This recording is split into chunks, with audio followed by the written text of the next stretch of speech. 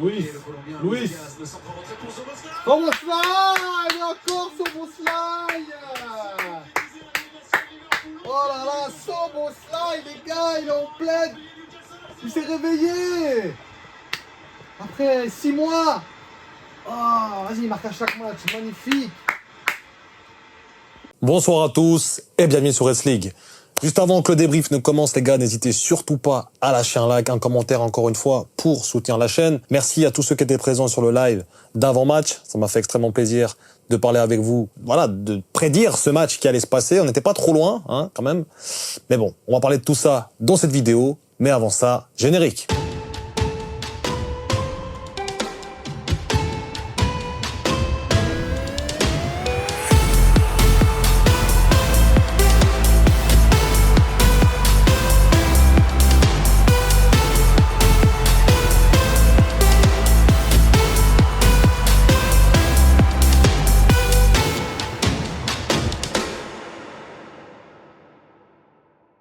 Donc les gars, victoire des Reds à domicile 2-0 contre Newcastle. Franchement, aujourd'hui ils ont pas forcé. C'était une leçon, ils ont joué tranquillement. Et plus les matchs passent, plus on sent peut-être une certaine maîtrise.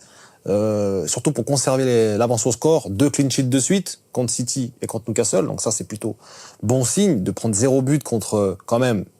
Ça fait partie peut-être du top 5 des meilleures attaques du championnat. Donc quand même, franchement, c'est une très belle performance. Au niveau, voilà, comptable, on a pris nos 14 points d'avance, 13 points d'avance sur Arsenal. Ils ont un match en plus, certes, mais on a quand même pris notre avance. On a un petit matelas, voire 2, voire 3. Donc du coup, maintenant, aujourd'hui, on est quoi? On est dans une situation où, on va parler du match et tout ça, mais va falloir préparer ce match contre le PSG, les gars. On va faire vraiment une analyse d'avant-match, tout ça, pour vraiment essayer de prédire ce match aussi. Mais bref, ça, c'est pour une autre fois. Aujourd'hui, le match qu'on a eu, c'était vraiment, je vais pas dire un récital parce qu'il y avait quand même des petits points noirs, mais c'était au niveau de la gestion du match, la gestion des efforts, et ça c'est très très important. Ils ont pas besoin de forcer pour gagner les matchs. Ils ont plus besoin de forcer pour gagner les matchs.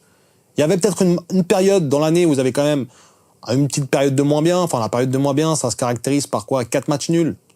Un contre United, un contre Fulham, un contre Everton, un contre Aston Villa.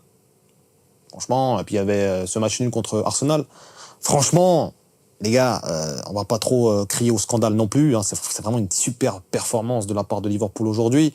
Sur tous les fronts, franchement, tout le monde a été au rendez-vous, à part un joueur qui m'a moins agacé, mais on en parle après, t'inquiète pas. En attendant, pour moi, j'ai quand même quelques petits points noirs, dans le sens où on sent quand même cette équipe, on a l'impression qu'ils sont tellement en gestion, ils sont tellement forts pour gérer les matchs, que des fois, tu peux avoir ce petit truc qui te surprend, et voilà, t'étais pas loin hein, de te prendre aussi un but, hein, quand même, hein, par Callum Wilson. Je pense que si c'est Isaac, c'est but tous les jours. Un partout, c'est pas le même match. Franchement, c'est pas le même match. Aujourd'hui, on dit 2-0, on est tous contents, mais il suffit d'une occasion, les gars. Si cette occasion-là, qui est une occasion franche, je pense que c'est 1-0, 0,5 de XG, c'est quand même une belle occasion. C'est quand même pas à négliger. Parce que, voilà, c'est un petit manque d'inattention. Je dirais pas que c'est une redescente de motivation. C'est vraiment une faute d'inattention, je pense. Voilà, il voulait se replacer. Il joue très bien les hors-jeux, Liverpool. On l'avait encore vu aujourd'hui plusieurs fois. Donc ça va être une arme. Ça va être une arme contre le PSG. Ça va être une arme aussi tout au long de la fin de saison, encore pendant ces 10 derniers matchs. 10 matchs, les gars. On est à 10 matchs du titre. Même moins, mais... Oh les gars, franchement, qui aurait cru ça au début de saison? Moi, je l'ai dit, parce que moi, j'y crois toujours. Toutes les années, je suis là, je regarde les matchs, je regarde la Première Ligue, mais... Qui aurait cru qu'en début de saison, on allait avoir un Salah complètement hors norme et qu'on allait avoir un Liverpool qui roule sur la Première Ligue? Franchement, les gars, ceux qui avaient prédit ça, vous êtes trop forts. Moi, j'avais dit que Liverpool était là pour gagner, pour jouer la Première Ligue, comme chaque année quasiment.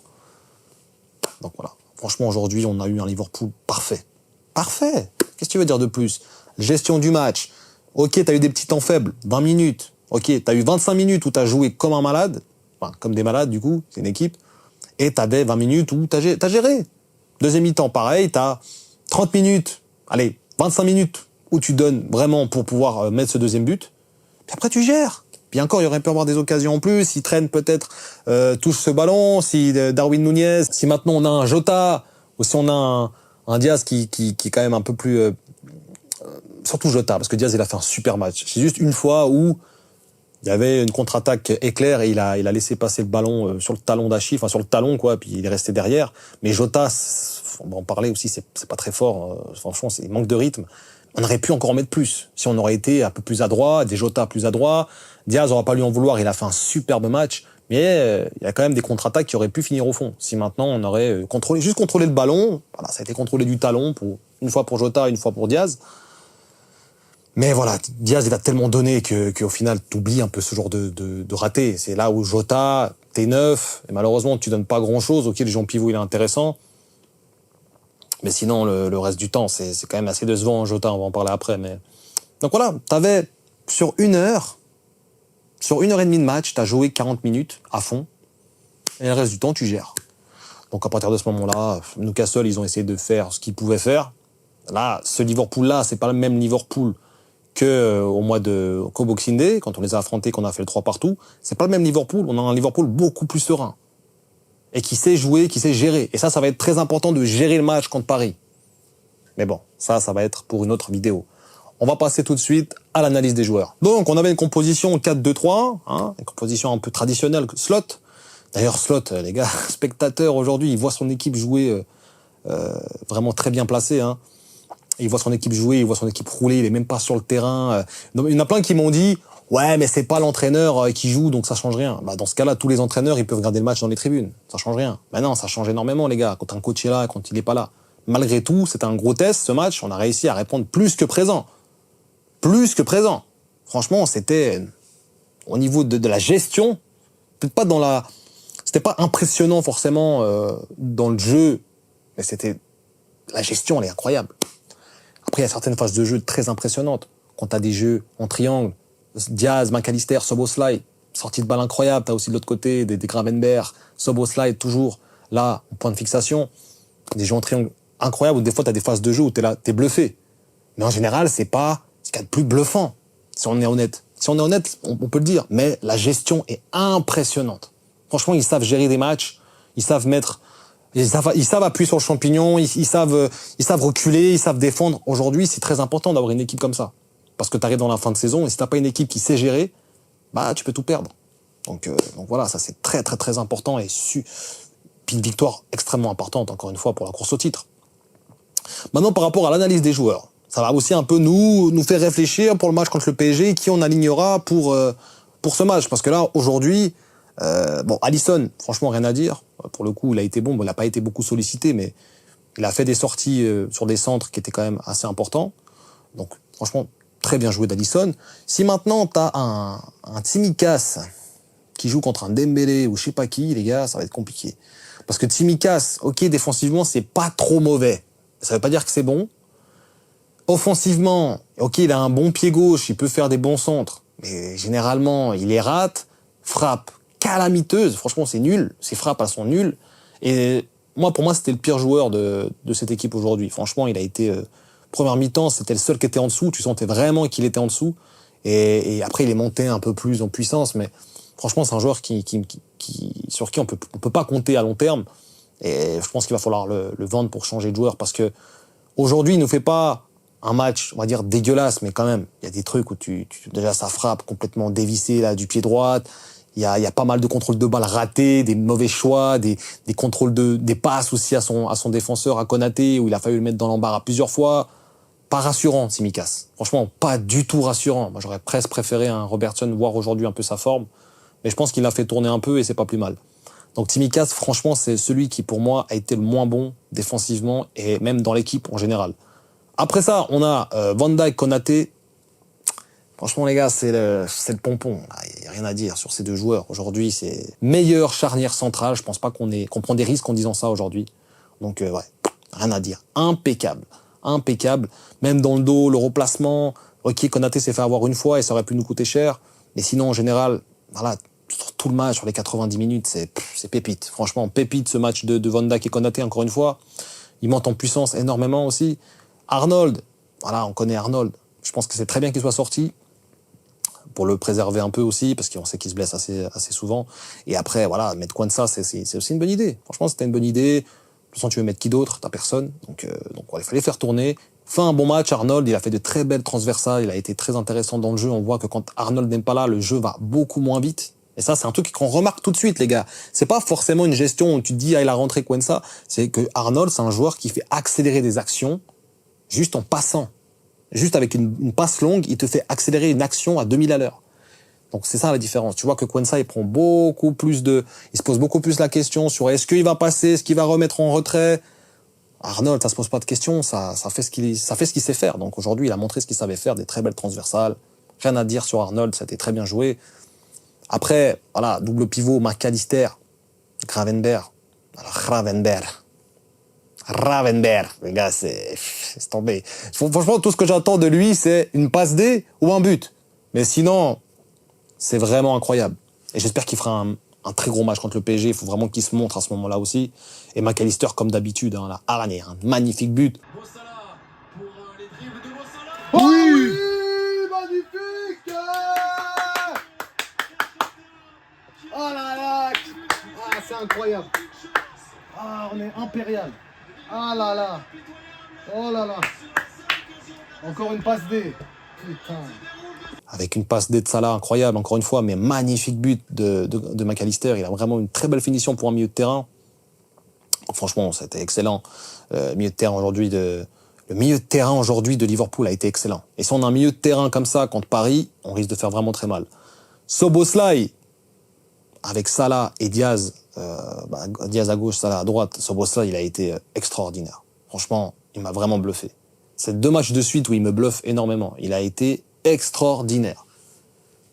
Le mec, c'est 85e, 95e, il s'en fout complètement, il est là, il continue, il court. Et pour lui, on dirait qu'il vient de rentrer, on dirait qu'il...